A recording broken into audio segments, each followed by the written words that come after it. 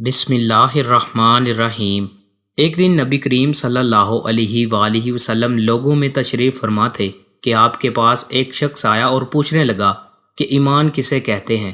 آپ صلی اللہ علیہ وآلہ وسلم نے فرمایا کہ ایمان یہ ہے کہ تم اللہ پاک کے وجود اور اس کی وحدانیت پر ایمان لاؤ، اور اس کے فرشتوں کے وجود پر، اور اس اللہ کی ملاقات کے برحق ہونے پر، اور اس کے رسولوں کے برحق ہونے پر، اور مرنے کے بعد دوبارہ اٹھنے پر ایمان لاؤ۔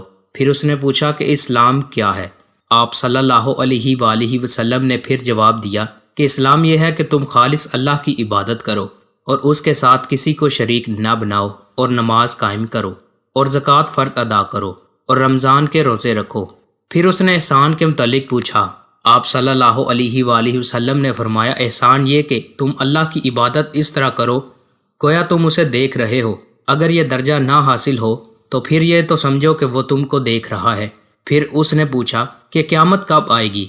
آپ صلی اللہ علیہ وآلہ وسلم نے فرمایا کہ اس کے بارے میں جواب دینے والا پوچھنے والے سے کچھ زیادہ نہیں جانتا، البتہ میں تمہیں اس کی نشانیاں بتلا سکتا ہوں۔ وہ یہ ہیں کہ جب لونڈی اپنے آقا کو جنے گی، اور جب سیاہ اونٹوں کے چرانے والے دیہاتی لوگ ترقی کرتے کرتے مکانات کی تعمیر میں ایک دوسرے سے بازی لے جانے کی کوشش کریں گے، یاد رکھو قیامت کا علم ان 5 چیزوں میں ہے جن کو اللہ کے سوا کوئی نہیں جانتا۔